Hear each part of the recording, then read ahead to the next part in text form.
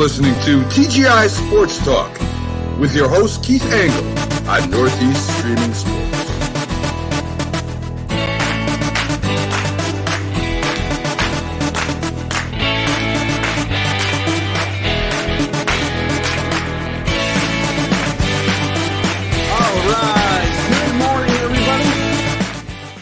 Down a little bit. Keith Angle here for TGI Sports Talk. Are you serious? I'll be joined in a second by my co-host, MAD New Yorker, Carlos Chavez. We're going to talk everything, pretty much NFL today, I would think. With some odds and ends come up.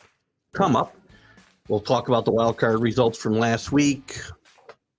You could say there's some surprises. There were certainly some interesting games. We'll talk about certainly a certain quarterback's success in winning a playoff game ahead of many other NFL quarterbacks. And we'll get into this week's games. And we'll talk a little bit about the coaching carousel, too. There's a lot of coordinators moving around, man, besides head coaches. So we'll talk a little bit about all that if we have time. And your comments and any topics you want to jump into, again, assuming we have time. And I want to thank everybody who's watching on Facebook, YouTube, Twitter this morning. We're on Northeast Streaming Sports, simulcasting on Let's Talk Sports, certainly on the TGI Sports Talk pages as well. And then you can catch these shows later on as I replay them periodically throughout the weekend. So very, very dreary day up here in upstate New York. A little snow. It depends on the minute, not even the hour you look outside. It's snowing one minute, it's sleeting the next minute, it's raining the next minute, it's freezing rain the next minute. Been like that for 2 days, and we're going to get another day of that today. So anyway, there's your weather report, and we're going to jump right into it. Let me bring in my co-host, the MAD New Yorker, Carlos Chavez. How are you, Carlos? Morning, Keith. Doing all right. Thank you for having me today. Happy Friday. It's funny. I'm looking at my notes for Are You Serious? And my page is blank, but it should be pretty easy for us to kind of jump into today's topics because, NFL playoffs are here. And the craziness has already begun. Lots of interesting results last week. Before we kind of jump in, and we'll cover these games. We'll look into these games some more in depth than others, and we'll look at the coming week's games as well. And what's your overall take before we jump into the individual games? What's your overall take on just the first week of the playoffs? I mean, it was good to see these teams were competitive. Good to see some points on the board for some of these games. But with that also, with the good you get the bad, right? So we could do it with a little bit of less calls on the field for some of these interactions that happen that change the course of the game. But I mean, other than that, it was pretty good. If you're about like personal fouls and such. Yeah, if you're a football fan, you got your team winning, then you feel good, and if your team lost, then it is what it is, right? The one play, just to touch on that for a second, and we'll talk about this game more in depth. One call that really kind of irked me was the unsportsmanlike against Bosa in the Los Angeles Jacksonville game. Now, because that was a turning point, they would not have gone for two without getting that extra yard. It doesn't seem like a lot. But when you got a 6'6" quarterback, all he's got to do is lean over the end zone, the end line, makes a big difference. And he did drop the F-bomb and swear at the ref. I mean, at first I thought he just threw his helmet, which I thought was bogus to be able to call that. But let that go at the end of the game. The guy's emotional. They thought he got held. He did get held. He got held. He did get held. Regardless, I mean, that's stuff. They miss those calls because there's holding on every play in the NFL. Yeah, there's a lot of holds going on and that are not called, and there's some that are called that are ridiculous. So it goes both ways. But that game, it affected the final score. But again, that fault, it goes to the Chargers. They didn't hold on to the lead. They went right away from their meat and potatoes, which is the dink and dunk and the runs to Eckler. So small little things, coaching decisions that are made by Staley that usually he has issues with anyways. And then what they did was they got rid of some of their staff as a scapegoat. So apparently they will not be the same team next year. So, and they shouldn't be. They should probably be better, and that's what we hope. But we'll see what will happen in San Diego. I mean, I'm really shocked. I mean, this is a team that dominated the first half, and for them to lose this, I mean, these games get lost, but to lose it to a second-year quarterback who played great football in the second half, he really did. Mm-hmm. But San Diego played a little softer, obviously, so that helps. But for Staley, listen, if I'm owning San Diego, Staley's out of here because this isn't one instance. You go back to last year, they didn't make the playoffs because he didn't play for a tie. All he needed was a tie, and he didn't do it, and he doesn't make the playoffs. He makes questionable fourth down decisions all the time during the regular season, during the playoffs. I don't think this is the guy, especially when you got a guy like Sean Payton out there who would be perfect for this team. And I mean, listen, another thing too, though, that people tend to forget is that the Chargers did a good job making sure that they didn't get ran all over. But that didn't stop them from getting, from the passes going through the secondary. Give credit where credit's due. They came back and they got the win, and they were more persistent and consistent. So Jacksonville deserves to win that game, right? So I will have to point out again that the guy you say is not a tight end on the winning. Hold on, don't say anything yet. Mm-hmm. He had a great day receiving, and on the winning touchdown run, he made a block. Not the winning touchdown run. I'm sorry, the touchdown that got them to within 1 point after the extra point. The guy who shut down the corner so that guy could get to the corner and get to the end zone was one Evan Ingram, who you say doesn't play tight end, lined up at tight end, made the block to seal the end, or to seal the edge. Off he goes for a touchdown.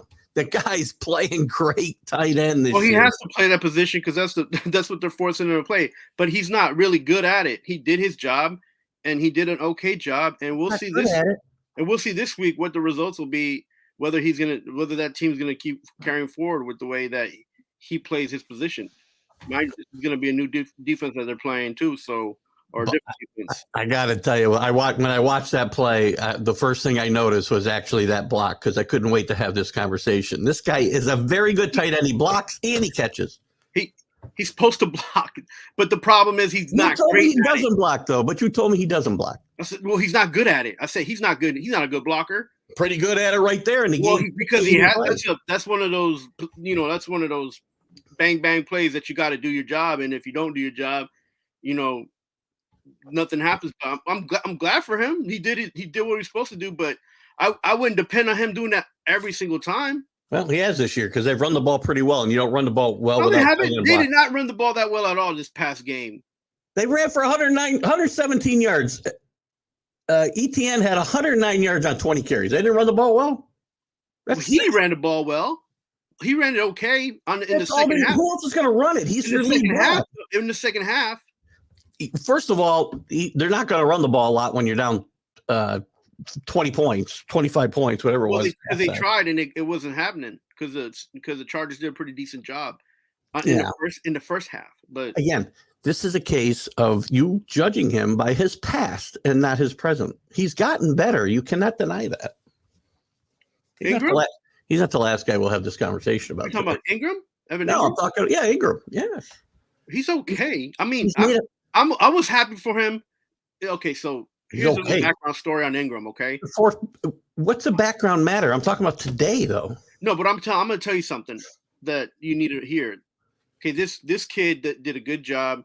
He went out. He did different camps for kids, and my son was able to meet him and go to a camp and they did whatever they're supposed to do. And I was always for him as far as when the Giants picked him, and I was like, okay, this guy, because he was good in college and he had a couple okay seasons, but then the last two seasons was like, he wasn't doing well, and I'm just like, this guy, he reminds me of Graham, right? I will disagree. He played badly. You're right. Yeah, and so I was like, and I'm like, you know what, the Giants can't re-sign him, and he hasn't played to his potential to even bowl one more contract, right? So that's why I was like,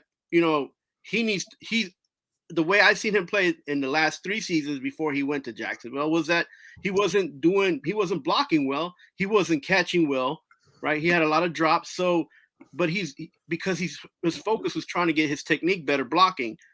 I think that was what hurt him trying to be a better catcher or trying to do his job as catching the ball. Plus I still don't think Daniel Jones is a good quarterback. But anyways, we'll get into that as well. By the way, when he left, I was like, okay, well, good thing that Jacksonville got him, but that gives Jacksonville a little bit more depth because he's actually a better catcher than he is an actual blocking tight end. Now, I'm glad that I'm glad he set up, did his job because that's what he's supposed to do, but he's not good. He's not the best blocking tight end, and he's not that good at it. And that's that's my argument. He's the fourth best tight end in the league. I'm sorry? He's the fourth best tight end in the league. You think he's a top 10 tight end? Top 4, yes. Really? Based on this year, not his career, based on this year. No, I'm Who's better? Kelsey? Yes. Who else? There's not that many. There's not that many. This year has been you saw that there was a lack of depth in the tight end pool, anyways. So he might be in the top. He's in the top 10, but I wouldn't put him in the top 5. I would. I mean, who are you going to rank ahead of him? I mean, Dallas got a good tight end. He's good. He's not as. I don't think he played better than Ingram this year. Well, I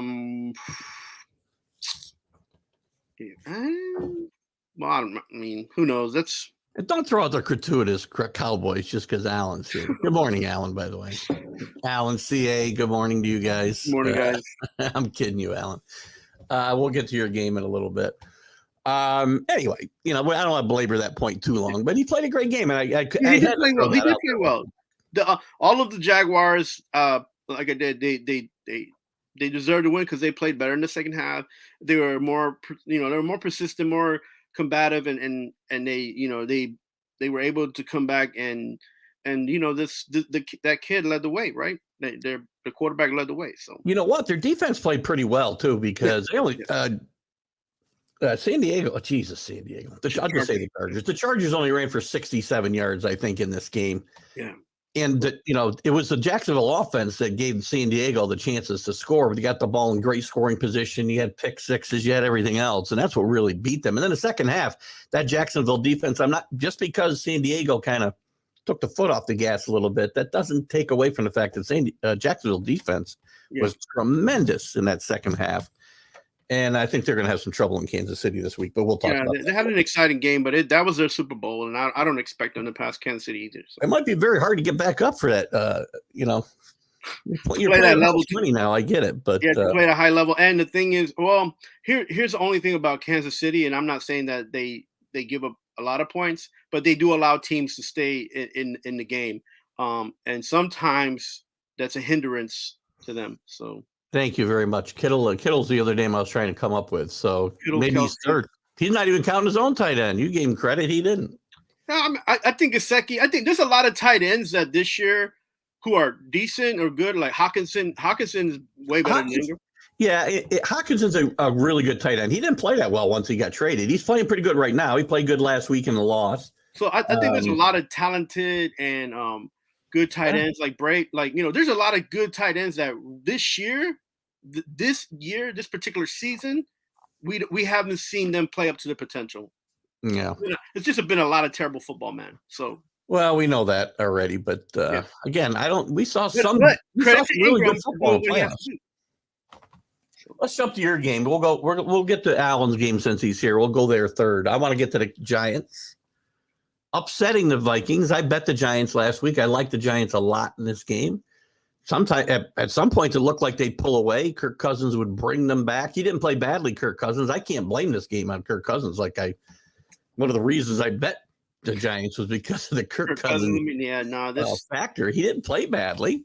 The defense was atrocious. I mean, Daniel Jones, it seemed like every time I looked up, he was running down the sideline for big chunks of yardage. He played well again. Well. Mm-hmm.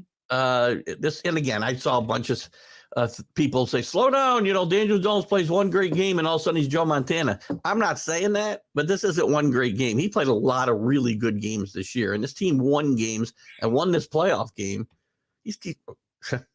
Again, I'd put Daniel Jones in the top 10 quarterbacks in the league right now. Well, he ranks in the top 10 quarterback this year in the way he's played, and we have to give him credit for that. I do not give him credit for that, and I'm grateful that he's actually playing better and up to some of the potential that they claim he has room to go up on, that his ceiling's that high. And the Vikings, I don't know. I don't know what they could do to make themselves better besides not just revamping that defense, but uh, even on the offense, like they don't give their defense a chance sometimes. And look, the credit goes to Wink and to the Giants the defense played well, yes, because this is that was the first game that the whole defense played together this season because of injuries, and you could see that the potential there that defense has to be a potent defense and a top 5 defense if healthy and if everybody plays. So yeah, but I think that was a Super Bowl, and I don't think they get past the Eagles this week. But we'll see. And you can't just crown a kid king because he's played 5 good games, 7 good games. That's one season don't make you a great quarterback. If that's nobody says he's a great quarterback, but I'll tell you right now, he will not be leaving New York. He will not leave New York. And we've had this discussion back and forth, and you have one perception, I have another perception, but I think the reality is that we have to look at the numbers, the mathematics, the finances doesn't add up.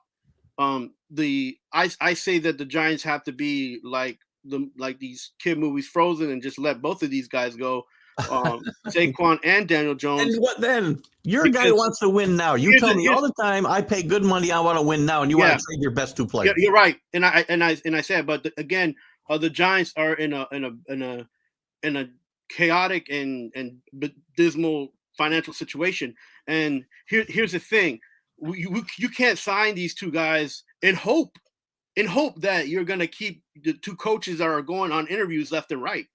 You got Kafka getting interviewed left and right, and you got Wink getting interviewed left and right, and these are the 2 stalwarts that you need to have for the next 3 to 5 seasons if you're Daboll, because these are the 2 guys that have got your offense kind of revved up, and you got Wink that's got your defense and playing hard. So you can't get so excited, Giant fans, and be like, keep these guys, and then you don't have the same coaching staff that got you to where you were able to go above 7, playing above 7, winning more than 7 games and playing above 500. Like, you can't.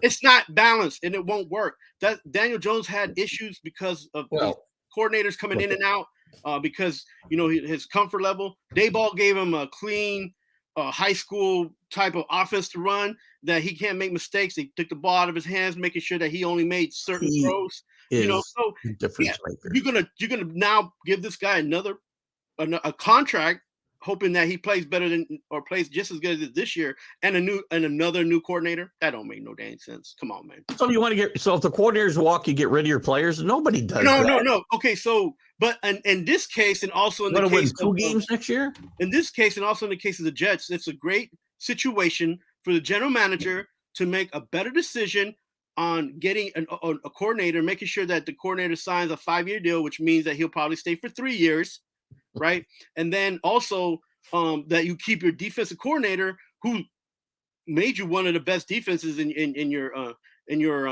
division. So, like, if the Giants if they're going to sign anybody, they should sign Wink, the defensive coordinator, and the offensive coordinator, and they can let Daniel Jones and Saquon go for 2 reasons, and I'm going to tell you why. Okay, Daniel Jones is going to cost is looking for a contract. His representative team goes up with every playoff win he gets. By the way, yeah, I know. His representatives are going to be looking for $24 million plus, right? Could have wrapped this guy up a lot cheaper before the season. Yeah, they could have, but they gave themselves an opportunity. No, they had to find out if he was a guy. I get that. That's fine. Now, if I'm repping Daniel Jones, I'm okay with that.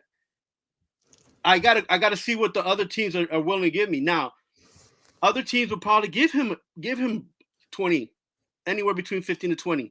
So he would have a better opportunity to get kind of what he's looking for, not being in New York, to be honest with you. Because New York, the Giants cannot financially commit more than 15 to 20 million to him. They can't do it. His value isn't there. Whereas another, going to get more. What? He's probably going to get more. They're not paying anybody else. They should get rid of guys like and take the cap hit on the guys like who's the stiff wide receiver that never, he got one target last week that I saw. Oh, Galladay, yeah. Galladay. So, no, but here's another thing. So this is just Daniel Jones. Now, on the flip side, the reps for Saquon Barkley already told the Giants that they're looking at a deal closer to what McCaffrey got from the Panthers. So and it's not that Saquon did not have a great year, and he's in the top 4 running back in the NFL right now in rush yards. And he could have got like maybe 5 more touchdowns this year, but being that his man and he's also very good in a pass game, just like McCaffrey. They're very close to being the same player. That's another thing, right? Are you willing as the Giants to pay him? What is it? I was looking at the numbers here. He's looking at 35 to 40 million. That's and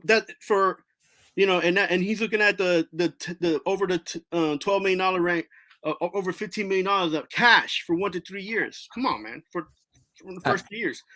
Those are numbers that the Giants, unfortunately, they won't be able to handle both. Let me throw a couple of things out here. I'll let you go for a little while here. And Alan's point is perfect. First of all, the coordinators, I don't think either one of those guys is going anywhere. Wink Martindale's not getting a head coaching job. It's not happening. Kafka, maybe, but I don't think it's going to be this year. So coordinators are coming back, and even if they left, Brian Daboll's the guy who makes a difference. I disagree. Totally. Brian Daboll's the guy who came in here and changed the culture of this team. Come on, the head coach sets the tone, not the coordinators. We know this. This is not rocket scientist. It is. It's not rocket scientist, but the reality is, when you're a new head coach, you have to surround yourself with guys who have been in the league and who have. And there's other guys out there too. Yeah. If these guys were to leave, there's other guys they can bring in here. I'm not taking anything away from these guys' success, but Daniel Jones' success is as much tied to Brian Daboll as is Kafka. Kafka's done very good with him. Don't get me wrong. If he walked away tomorrow, the Giants would be okay because they have Daboll, and he's still the guy. No, I disagree with you. There's another guy who got fired because he didn't surround himself quick enough and fast enough, which was Hackett in Denver. Now Hackett had an even better opportunity because he had a better quarterback. So it turned out he didn't. By the way, and at the end of the day, we don't know what it is because the Giants were able to be successful in this year of what I call crap football. Because they had a better coach. It's pretty simple. He's not that. They had a better coach. They had a better quarterback. This is his first year, first of all, and I'm glad, and I'm comparing him to Hackett. You just made a comparison to Hackett. Because I'm comparing him to Hackett. I'm sorry. I'm comparing him to Hackett. You just made the comparison to Hackett. Yeah, and so their defense played better than the Broncos defense at the end of the game, and they were able to produce points, but not enough points right now to stay in the game. So Alan, you're absolutely right. This is why New York fans can never be. I'm a New York fan at everything but football, and I can tell you, I have to always qualify this. I stick up for Daniel Jones, and I hate the Giants. I hate the Giants as much as anybody. I hate the Giants as much as Eagle fans and Cowboy fans. I do because of 2 Sundays. And this guy is a guy who showed you he can take you to playoffs and win games. No, he's showing us one time. He said, look, I'm gonna give you a great comparison. You haven't even had a real coaching staff until this year. You can't get this guy. Okay, but you were just saying that the coaching staff doesn't matter. It does matter. I didn't say that. I said the coordinators don't matter. In this case, the head coach sets the tone. But I didn't say they don't matter. They can be replaced. If they can't at least match the intensity, match the motivation of what the head coach is putting out there, then at the end of the day, you just got a team that are the Cleveland Browns. I mean, come on, man. Good morning to Northeast Streaming Sports, whoever posting. Probably Linda. If you listen for a minute, you'll find out Carlos apparently isn't happy with the Giants because we're never going to be happy. No, I'm not. And listen, even if they win the Super Bowl, I'm not going to be happy because then we got to turn over for the offseason and make changes. And the changes are coming. Yeah, the changes are coming, and more money for Daniel Jones. Your Saquon's going nowhere. You're not busting this team up. You're just not. It's not that. The only thing good about this team right now is the defense. It's like that's the only thing right now that's actually like got them in the game. The same thing as when they had Eli, but Eli was actually played better in the tougher games. So Here's Dan Harris. Good morning, Dan. Good to have you with us this morning. What's Dan got to say? Great show. Always. Question for Carlos: if it's not Daniel Jones, who would you have as your quarterback? Okay, so so you're looking at now they got to be available. Let's remember. Yeah, so look, you have to look at it this way, right? If the fans were going to do this deal, it'd be 60-40. 60% of the fans want Daniel Jones, 40% don't. If you're looking at like in the manager position of the Giants, who have the upper hand, they're looking at it 60-40, where they don't want to sign him for more than $20 million, right? And they're okay with letting him go. Forget about Daniel. Who we talk about? I'm sorry, Daniel Jones still. Daniel Jones, yeah. Okay, so forget about Daniel Jones. Managers wanting and willing to pay for him more than 25. Just so we don't go too much further with this. Forget about Daniel Jones is gone based on the question Dan asked. Who are you going to replace him with? I mean, you got opportunity picking up players like on who are a little bit better, but this is a little bit better. I want some names. I'm not sure what the Giants' threshold is on who they're going to pay. There's not a guy available better than Daniel Jones. Not one guy available that's better than Daniel Jones. Tyler Heineke's better than him, and he's available. Oh, Tyler Heinicke? Heinicke is not better than Daniel Jones. Oh, you're I've been a big supporter of Heinicke. He's not better than Daniel Jones. He's better than Daniel Derek Jones. Carr's not better than Daniel Jones. The opportunity there in Washington was he didn't have the opportunity that he should have got was playing from the beginning of the season and the whole season through. So, good morning, Bob. You got here just in time for my head to explode. Thanks for coming in this morning. Again, there's not a quarterback. Ryan Tannehill? Nope. All these quarterbacks. Nope.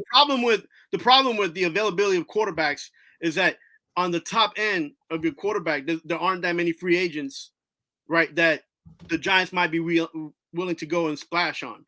They're not going to splash on Lamar Jackson because I can tell that their leadership doesn't bode that well, and so they're not going to go that high. And then it looks like maybe Baltimore might actually be signing him now that they got rid of that coordinator.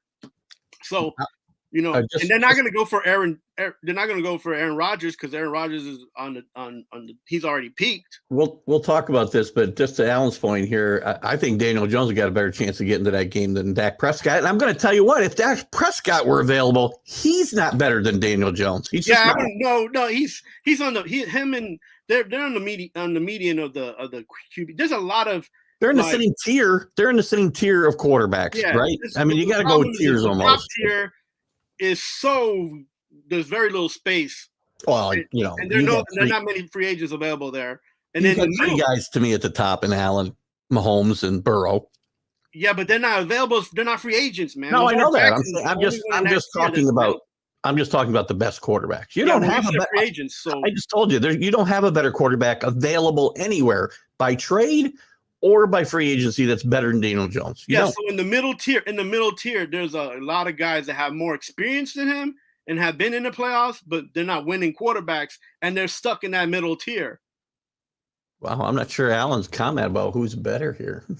There isn't one person better. He wouldn't take Brady, or I wouldn't take Brady or Rodgers over. No, I wouldn't take any of those guys. Then you got to pay them more than $30 million. Come on, man. I'm not sure who because he's obviously, and it's not Alan.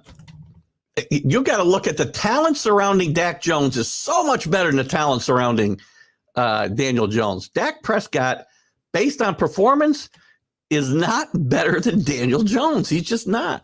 Well, so if you take down his performance for the amount of games that he's played, Dak Prescott is better than Daniel Jones. If you compare them by the amount of games they played, Dak Prescott is better than Daniel Jones. Time out. I'm talking about at this point in time. I don't care about the last 4 years. When you sign a player in the NFL, you pay him for the past performances. You don't pay him for future performance.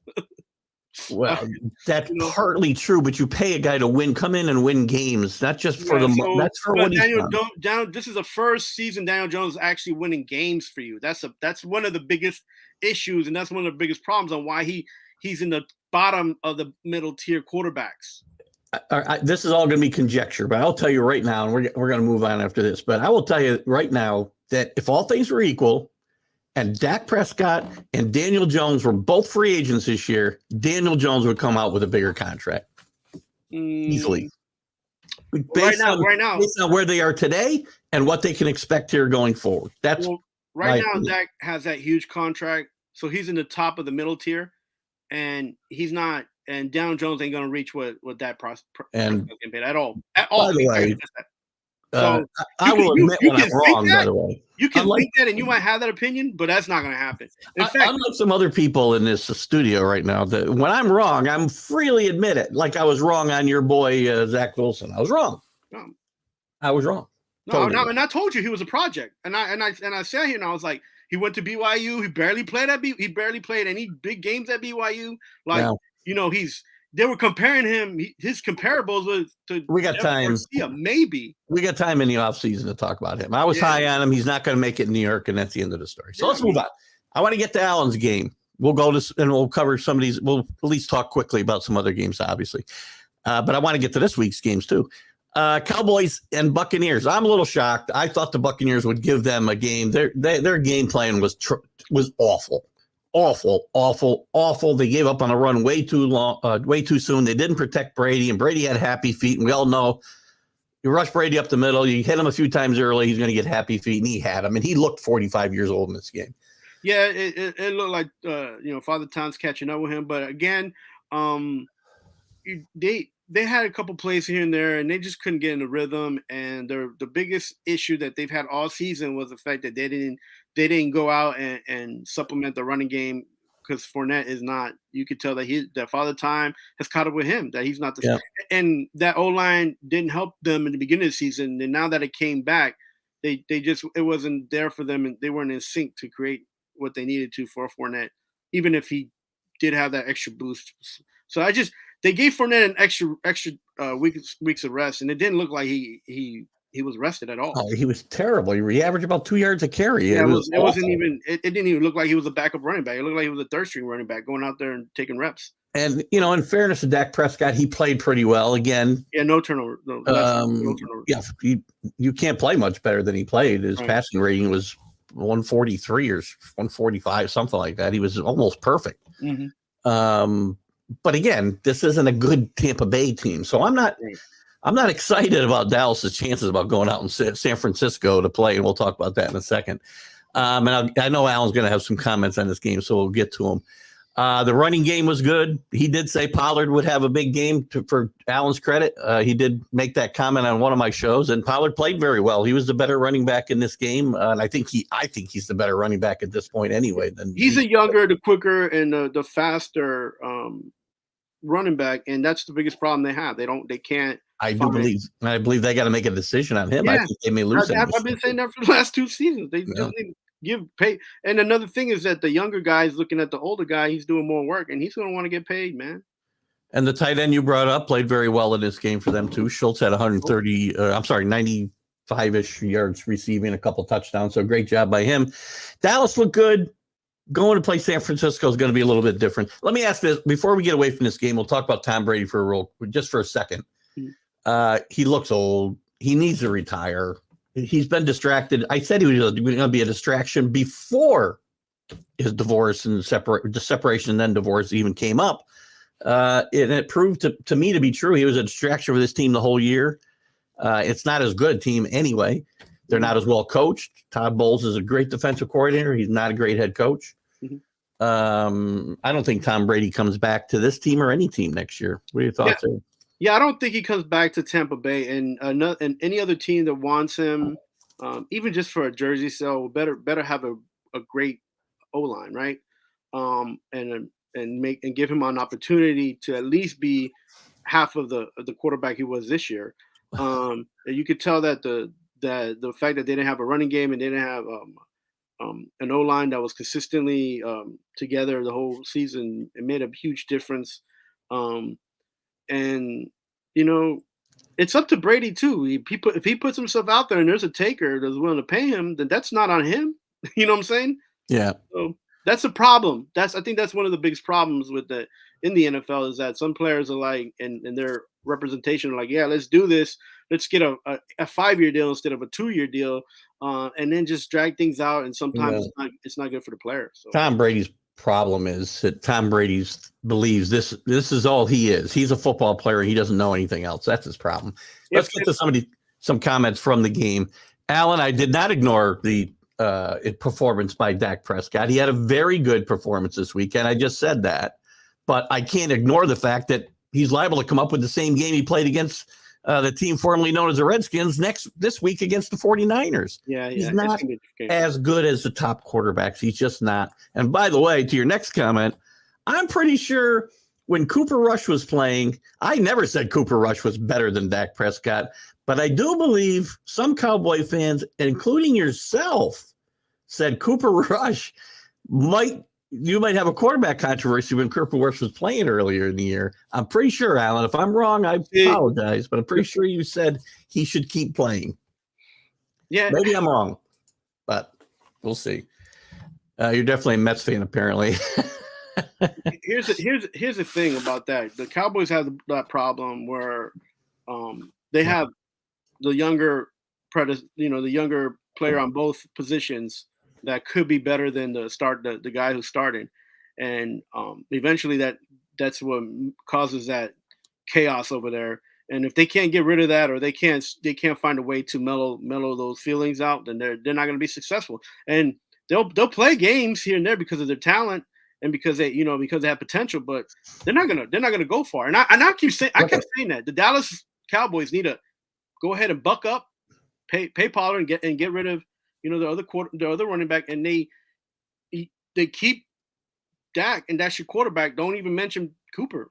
No, Cooper can't be. And listen, Dak. I have my problems with Dak Prescott, but Cooper Rush is not better than him. I mean, they've got too much talent to be as up and down as they are. That's my problem with Dak Prescott. It's not his talent level; it's his game management skills and the fact that he has these peaks and valleys. And part of that's coaching. He's not had great coaching. And this team better win this weekend, or they'll be having a new head coach. And I don't know if Dallas fans would disagree with the fact if you had a choice between Pollard and Zeke, you'd keep Pollard, I think. What else has Alan got here? Fournette didn't play that much, you're right. But again, Tampa Bay not even trying to run the football really is part of what killed them. If you just let Brady, a 45-year quarterback who's not mobile to begin with, and you just let a good defense tee off on him. And I never saw. He's talking about a minute ago. He talked about a bad interception in the end zone.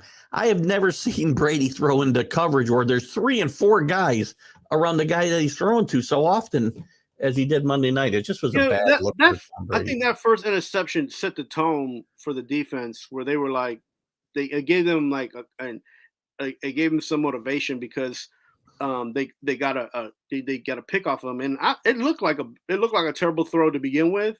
But I don't think he was expecting that ball to stay in as much as it did, and was it's him getting older and not realizing that it's not going to go where he wants it to go, right? Yeah. And Alan, you're right. San Francisco has not played teams, but again, right now I don't care. Records don't matter anymore. They just don't matter. They don't matter. Here's what this game comes down to: San Francisco is probably, if the quarterback doesn't lose the game for him, the best team left in the playoffs in the NFC anyway. I'm sitting here wondering whether Dallas has enough gas in the tank on their defense to make Purdy even think twice about staying in the pocket. They've got to force him into mistakes. Yeah, because it looked like this game against Tampa Bay, they went all out even when they were winning. And Michael Parsons looked like he came up with a little limp. And I'm sure it's probably something small, but now you're going to play a better offense. You're going to play a better defense, and are you going to have the stamina, and are you going to have the conditioning to go out there and get past the best football team right now in the NFL as far as offense and defense is concerned? Best because they're well balanced. I know you don't love Shanahan, but this coaching staff does a good job of putting Purdy in a position to succeed. They don't ask him to do a lot of things that he's not going to be able to do, and that's very smart with a quarterback in his situation. It's the Shanahan system. You don't have to do much. You just have to get rid of the ball and give it to the right person at the right time. He's played better than the guy who preceded him. He's played much better, and they let him throw the ball more than they let Garoppolo throw the ball too. Yeah, and I think that kid has a great confidence. He's got a good head on his shoulder. I love the kid. I think he's done a great job. But you could tell some of those plays where he's looking around and he's like, these guys better be in the right place. Listen, he's a rookie quarterback, and he was picked last in the draft for a reason, but not everybody's not stupid, right? I mean, yes, Tom Brady got picked in the 6th round, but the people aren't stupid. You're going to get these aberrations, and the league could catch up with Purdy at some point. he's got it good because he hasn't had to play anybody twice. I think maybe he played Seattle twice. I'm not sure. But that's a good advantage for him because they haven't been able to, to figure him out, and they will potentially eventually. But he's played well, and as long as he plays well, that's good for. Yeah, and this will be game 7 that he's playing because he's won all 6 games he's played. Well, if I'm wrong, I apologize. I know I had some conversations with Cowboy fans who fell in love with Cooper Rush, which fans always do. They fell in love with Bailey Zappi this year too for playing a game and a half that was really good. Yeah. Not Peters. I'm not sure what that is for. What the hell is he talking about? Not sure what you got there, CA. You can. I might have maybe Carlos said something I didn't catch about Peters. They're motivated mainly from their loss last year. They'll be fine. Well, you should root for your team. By the way, Alan, Sunday you picked against your team until I talked to you to picking the Cowboys. Let's not forget that either. Yeah, I'm not. I said I was very disappointed in Alan, and he came around and picked the Cowboys by the end of my Sunday show. I think it was Sunday show we did this. Maybe it was. I can't remember. I don't feel like game. I agree. Listen, I don't think San Francisco's blowing Dallas out of this game. I agree with them there. No, there's no blowout, but there is a level that Dallas hasn't been able to get to, and which is playing a cleaner game, right? They haven't been consistent. So until they can prove that, they're still going to be the underdog, right? Yeah, so let's go through the rest of these games quickly so we can get into this week's games. 49ers, Seahawks, we've kind of talked about it a little bit already. Seahawks played a really good first half, and I think they made the 49ers sweat. A very silly call by Shanahan at the end of the half. I hate those squib kicks where there's still time on the clock. These guys can kick the ball a mile today. You can't just put them in a position where with 2 throws they can kick a field goal. I was afraid that might hurt him at the end. It didn't because they really dominated the second half. But yeah, I feel bad for Geno Smith because he had one of the best first halves. He played well. Geno Smith's going to cash in somewhere, whether it's Seattle signing him long term or franchising him. I think he's going to probably cash in pretty good here. Now, is he better than Daniel Jones? No. Nope. I would not rate Geno Smith better than Daniel Jones. Really? No, not right now. Not right now today. No. And again, one of the big deciding factors is Geno didn't find a way to win a playoff game. Daniel Jones did. Yeah, but they played 2 different teams. They played I understand that, but Daniel Jones didn't play a Little Sisters of the Poor this week. So the Vikings are better than the Seahawks in my mind. So yeah, but what else we got here? Bills and Dolphins. This game was much closer than it needed to be. I was rooting for those Dolphins to come through, and I know you were. And I told people that you can't trust the Bills, man. They do not have a running game, and that is going to be that's going to be the sword that they lie on. And I think they run the ball better than you think they do, but they don't commit to the run because that's not their offense. Their offense is to go through the quarterback, and he runs the ball, and he'll get hurt eventually. Yes. Yeah, I mean, you listen. Singletary ran for 800 yards this year. It's not like he can't run the ball at all. If you, it's like in basketball terminology. If you live by the 3, you die by the 3. If you're gonna live by what Allen does, and you're gonna die by what Allen does, and he almost killed you. Yeah, he will have some bad games here. Galore. He's throwing balls all over the place. Was not consistent. I don't understand what they had the advantage in this game, and they didn't take advantage. They didn't do anything until the second half. So we'll see. Peters isn't playing for Dallas. I get it. Okay. Sorry about that. I wanted to go back to that. Anyway, you're not wrong here. They were in control of this game 17-0 early, and there's zero reason they should have let Skylar Thompson and this Miami offense back in this game. I'm sorry. I mean, he had some athletes to throw the ball to, but it's Skylar Thompson.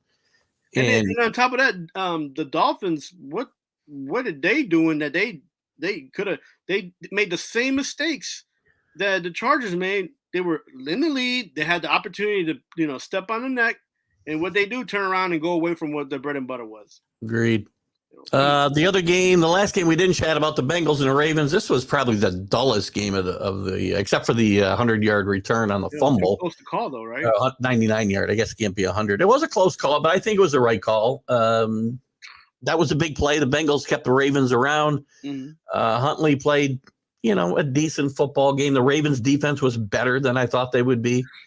I still like the Bengals to beat the Bills this weekend myself. I think they'll get it together a little bit. They really shut the Bengals running game down entirely. They pressured Burrow pretty well, but the Bengals find a way to win these games, and that's what you got to do at this point. All that matters right now is wins. That's all. The Ravens let go of Roman for a reason, and people might say he did what he could with what he had, but I don't think he did enough with what he had, and it showed the last 2 seasons. I called for him and his high school, college type style playbook to be gone last season, and they kept him an extra season. I have no idea why, but careful, he might end up with the Jets. You never know. Oh Lord Jesus, watch out! If Roman has any sense, he'd go to college football and cash out. Alan's? We're back to the Cowboys for a second. Jason Peters is out, but I think they'll be fine. Jason Peters is like as old as me, so I don't think. I mean, you ought to be able to replace him at least sufficiently. Let's look at this week's games because we're starting to get tight on time here. So let's talk about this week's games because now we're into another fun weekend. The games are 2 games Saturday, 2 games Sunday. I really wish they'd play this game Sunday at 1:00, but that's just me. I got plans. I want to get out, to watch the game, and I really don't want to go out at 3:00. So I probably won't. That's tough. Chiefs and Jaguars is the first game, 4:30 Saturday. Yeah. This is a tough matchup for the Jaguars. Yeah. I mean, Lawrence has played – this team, I think, will go as far as Lawrence takes him. If he throws 4 interceptions in this game, he's probably going to get blown out of the game. Well, the thing is, he didn't throw too many interceptions last game. Listen, here's 4. Here's 4 interceptions last game. Yeah, but he didn't throw 5. You're right. He didn't throw 5. I can't argue that point. Here's the thing. Will this be the first time Lawrence loses on a Saturday since Pee Wee football? I believe this will be the day. That's a great point. So it's a remarkable stat, right? He's undefeated on Saturdays in his entire football career. Right. It's awesome. Well, I guess that's their best selling point. The Chiefs just have too much. As well as the Jaguars have played, they hired the right coach. Doug Peterson's a really good coach. He's a really good coach. He's got a Super Bowl win over, again, a team that was in the middle of a 20-year dynasty, and he outcoached the greatest coach in the history of the game that day. He got lucky. Okay. He didn't get lucky. He outcoached the GOAT, Bill Belichick. So listen, and by the way, imagine this team had actually hired for last year, right? If they had hired Byron Leftwich, like they planned to, Leftwich overplayed his hand. This team probably wouldn't be where they are. I don't think. I think Doug Peterson is a great quarterback coach, and I think he's the best thing to happen to Trevor Lawrence. But in this game, there are just too many weapons on the other side of the football. Their defense is a bit better in Kansas City. That home field advantage is as good as any in football. Mm-hmm. And I just think there's going to be too much for the Jaguars. And as you said, that second half, it's going to be hard to get yourself back up after that comeback. If they're young and they're fast, but if they can keep that energy and play the chart and then play the Chiefs, it's going to be a good game. But I just don't see it for them. And I like the Jags that they've improved. They were a black horse, and I always take people to watch out for the Jags and then Atlanta Falcons because they'll be the reason why you're in the playoffs or the reason you're not. Yeah. At the end of the day, and they ended up sneaking in, and but that's as good as they did was sneak in because they don't have enough depth, man. That's the problem. I'm not sure Lawrence will actually do as well as Allen thinks he will against this defense. It's a little bit better than it's been in the past, and it's good enough to win 14 games this year. So it may be a high-scoring game, but I think the Chiefs will win fairly. Yeah, and if they don't use Kirk like they last game, Kirk had a few catches. He had big catches, but Kirk needs to be used a little bit more. Ingram needs the ball a little bit more. They need to throw the ball a little bit with more consistency, and I think that's why he ended up getting those 4 picks because they were trying to do that because they went away from running the ball anyways. So right that night, be a lot of eyeballs on this game. Giants at the Eagles. Giants have had their problems in Philadelphia recently. We know that Daniel Jones has played probably his worst games of the year this year against the Eagles. Is he going to trip on the carpet again? What's that? Is he going to trip on the carpet again? Let's hope that doesn't happen for his sake. I mean, I like the Giants keep this close. I'll probably bet the Giants. I don't know that they'll win the game, but I think they will keep it within a reasonable score. And I think in the fourth quarter they'll have a chance to win this game if Daniel Jones plays like he's played against everybody else but the Eagles this year.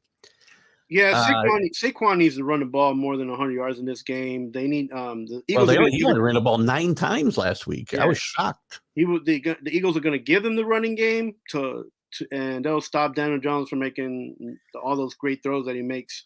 And this is a game for Hurts and Sirianni to prove to everybody that he's a real deal, that he belongs to be a starter, and they got their offense is one of the most highest scoring offenses in the NFL. So when Hurts is playing, and so they better prove that. If they don't, that Giants defense, again, that's the first time they played together. This is going to be the second time playing together. I hope they have enough energy. Hopefully they can stay, together, but I don't think they will. I'm interested in myself. What I'm really interested in is to see how Jones and Isaiah Hodgkins do this week. Maybe he's found his target that we've said all along. He just doesn't have that weapon. He had a great game last week. Is that a one-game aberration against a weak secondary, or can he carry that over? And if he can be that type of weapon that he was last week for Jones, I'm going to give them a chance to beat the Eagles in this game. If he's down, then no. Yeah, I mean, I just see the Eagles can control this game, but I don't know if they're going to, because Sirianni sometimes makes some crazy calls too. So Alan's right. It is hard to beat a team 3 times. I know he's going to correct this afterwards with 3, but it is hard to beat a team 3 times. I can't count the second win though, because the Giants didn't play anybody either. So yeah, and here's the thing, and the Giants are here because they've been able to come back from. Alan always is reading my mind here. With every time I talk about something, he's already got a comment in there. This is a game where the Giants need to play, get ahead, and stay ahead, and because they won't be able to fall behind and catch up. I do not. I think the Giants are the type of team that, again, he's had a couple of fourth quarter comebacks this year, but I think they're much more likely to win any game from in front than from behind for sure. That should be their game plan. You should see the Giants try to outscore the Eagles, and I just don't think they have enough to do it, but we'll see. Yeah. Bengals, 3:00 Sunday, Bengals at the Bills. I think the Bengals are still angry about the whole, again, they did the right thing in that Hamlin game where it was end up being no contest. They lose home field advantage, quite possibly because of it. We don't know if they would have won that game, but if they had, they would have ended up with home field advantage. I think they're angry. I think that will carry over into this game. And I think they're right now, to your point, I think they might be a more complete team because they'll be able to run the ball better, I think, than maybe the Bills will. Joe Burrow, I think, is probably on par with Josh Allen as far as, ranking the quarterbacks. And I just think the Bengals are better overall. Their offensive line's got to play a little bit better. They have played better recently last week, not so great, but I just think the Bengals will find a way to win this game on the road. Yeah, I mean, I'm picking the Bengals over the Bills. I don't trust the Bills, and I won't ever trust the Bills. Maybe until they get a new coach, who knows? But the Bengals, and they should be angry that they let the Ravens stick around. So no, I don't disagree. Again, I thought they would win that game more handily because again they were angry. I still think they're angry. Zach Taylor is not happy. Again, we talked about this before. No good deed goes unpunished, and the Bengals got punished badly. And I'm not going to say that the Bills aren't that good offensively, but the talent level for the wide receivers against the Bills wide receivers is way above and beyond what Allen has, and they execute better, and they allow the running game to balance that. So I think Diggs and Chase is kind of a wash to me, and I think the Bills are deeper than the Bengals. I think the first 2 guys you put the 2 guys together for both teams, Higgins and Chase. I think they're better than the Bills' top 2, Diggs and whoever you want to name as number 2 for the Bills. But I think the Bills go deeper. He's got more targets, I think, than Burrow. If he did, he wouldn't run the ball like he does. It's bro. But that's his game, man. He's going to take off if he has a chance. You know what he reminds me? Again, I told you this. He reminds me of Randall Cunningham. Like, ooh, that's what he does. Everybody keeps saying that's what he does, but then you get hit a couple times, you get that hip flexor, and then that's it. You can't do it anymore. Like, I want to say quickly, not to interrupt you, but I want to say good morning to Robert from Sportscopes joining us this morning. Good morning, Robert. Check out Robert's stuff. He should be an NFL insider, man, because he's getting information before Adam Schefter Get it does. for me. He's the best. Check out Robert's show. I think he's on every night now, so check him out. Alan says Joe Burrow is his number one. Listen, I put him in the top 3, and I would not put him number 1. It's possible. I ranked him number 1 last week in my playoff quarterbacks, but if I'm talking about just overall, Mahomes is still number 1, I think. Yeah, look, this kid's got moxie. He's got confidence. I mean, he gets knocked in the teeth, gets back up. I love his game. He kind of reminds me of, and I don't want to make Bills fans upset, but he kind of reminds me of Jim Kelly. Yeah, that's a good. I think that's a decent comparison for sure. And you know what? Listen, to me, 1, 2, and 3. You can rank them in any order. I'm not going to argue with you. I'm really not. It's always up to the defense to make sure that the offense be able to get back to the field. We only got 5 minutes left here. I know Alan's going to have some comments here. Well, we talked about this game already, so I guess we aren't going to have to talk about it too much. He never lost to Mahomes. Good call there. Cowboys at the 49ers, 6:30 on Fox. Oof.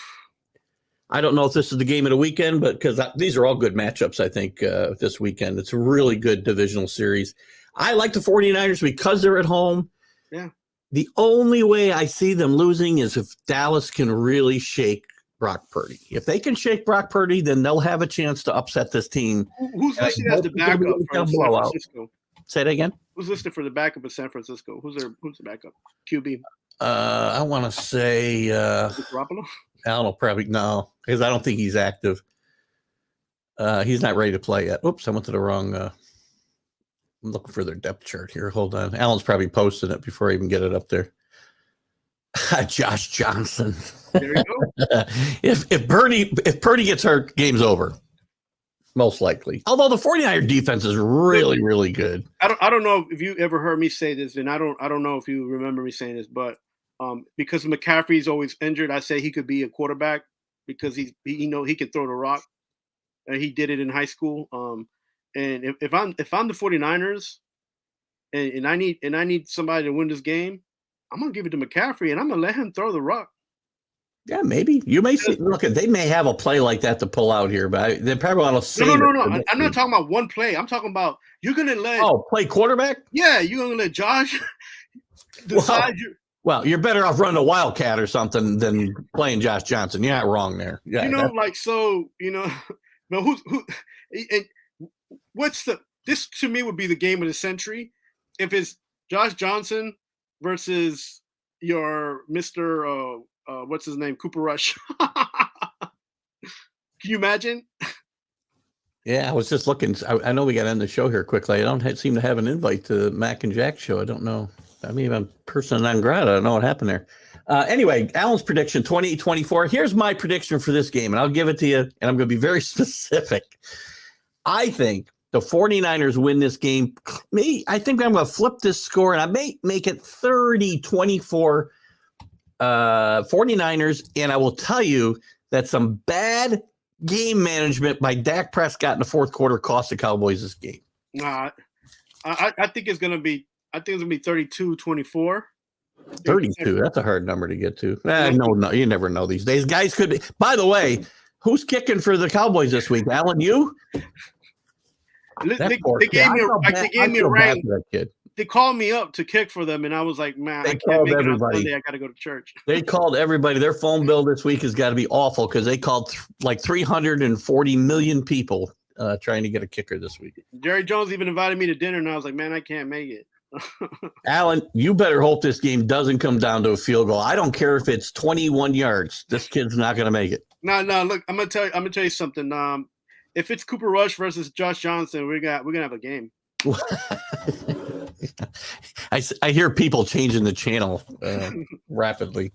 So anyway, that's about all we got time for. I did want to get to some coaching stuff. We'll have lots of time to talk about that. A lot of news, especially on the coordinator front. We talked about the head coaches, but there's a lot of coordinator news to talk about. 9 teams are looking for coordinators. Yeah, we'll get into that next week, hopefully, or in the coming weeks, just so that we can cover that. I really want to get into that. I think it's my heart.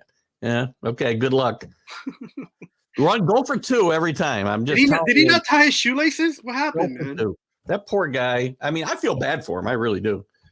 I feel I hate to make fun of the poor guy. Just a bad night. Yeah, no, yeah, he had a bad night. By the way, Alan, I got to tell you something. I get it. People have bad nights. You don't miss 4 extra points without it carrying over in your mind for a long while. Well, what do you think Dak's thinking in the back of his mind? Like, man, this is no matter what we do. And we got to go in a second. We'll go a couple minutes over here, but there was a picture of Dak throwing his helmet after he missed one, and the caption was, "I don't remember Mahar." Is that how you say his name, or Mayer? Mayer, yeah. Mayer throwing his helmet whenever Dak threw an interception this year. It cost the team a game. No. So, anyway, it's pretty funny. Anyway, really good stuff today, Carlos. Thanks for coming in. We're gonna have some great games this weekend, guys. Get ready.